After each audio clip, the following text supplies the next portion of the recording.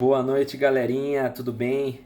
Mister Rico na área. Esse sabadão aqui eu vim falar uma coisa bem simples para aquele cara que está começando a investir, aquele cara e aquela moça, né, que está começando a investir aí e está um pouco preocupado, não sabe por onde começar. A dica minha de hoje é simples. Ninguém aqui de vocês, né, é especialista em contabilidade, análise fundamentalista, análise técnica. Vocês querem mesmo é colocar o seu dinheiro lá na bolsa e esperar que ele dê um retorno maior do que o que você tem na renda fixa, que hoje está pagando muito pouco por causa dos juros que estão baixos. Para você ter uma segurança, conseguir fazer com uma regularidade legal e não ter muitos custos, o que eu sugiro, Mister Rico? Um ETF, que é um Exchange Trade Fund. No Brasil, a gente tem dois ETFs muito importantes que seguem os índices mais importantes da nossa bolsa, que é o BOVA11, BOVA11 e o PIB11, PIBB11.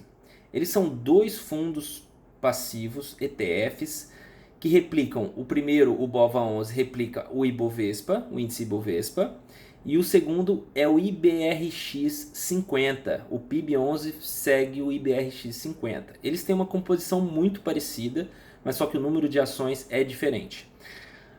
No caso, o BOVA11, ele tem uma taxa de administração, porque ele é um fundo de investimento, ele é gerido por uma gestora, tanto ele como o PIB11, e ele vai ter uma taxa de administração como se fosse um fundo de investimento. A diferença desses ETFs para os fundos de investimento convencionais é que o ETF você consegue comprar em bolsa, não tem a intermediação de um banco ou de uma corretora, tipo a XP, que se tornou um banco praticamente hoje, junto com o Itaú. No caso, a BOVA 11, ela tem uma taxa de administração de 0,54% ao ano. E o PIB11 ele tem 0,059. Ou seja, o BOVA11 tem 9 vezes maior a taxa de administração em relação ao PIB11. Só que eles têm uma diferença muito relevante em termos de liquidez. O que é a liquidez, pessoal? Liquidez é o tanto de gente querendo comprar e vender aquele ETF em bolsa todo dia. Então, o PIB11, apesar dele ser mais barato a taxa de administração dele, ele vai ter uma desvantagem, porque ele é muito menos líquido do que o BOVA11. Então, às vezes, você quer se desfazer de um investimento, você não vai encontrar um preço legal, você vai ter um intervalo de preço muito grande entre o comprador e o vendedor. Coisa que no BOVA11, como a liquidez é maior, esse intervalo de preço de compra e venda é menor. E você consegue vender um número maior de ETFs, no caso, sem ter uma perda de preço. Então, o que eu sugiro? Aquele cara que está iniciando a investir, é muito melhor ele comprar todo mês com uma regularidade aí mensal, quando recebe o salário, ou quando, sei lá, vai depender de você.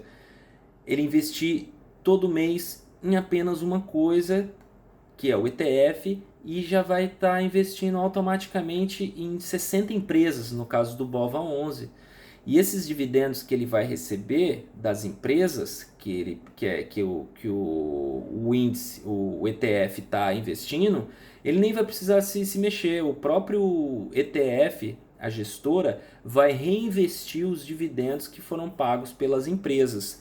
Então o custo, apesar de ter a taxa de administração, o custo acaba sendo baixo, pessoal, porque você está investindo em uma coisa só, você está pagando corretagem uma vez só, emolumento uma vez só, todas as taxas da bolsa, e você não vai precisar reinvestir os dividendos. Então, apesar de você estar pagando administração, que é baixo em termos anuais, você não vai precisar gastar com o reinvestimento dos dividendos, que isso vai ser feito automático.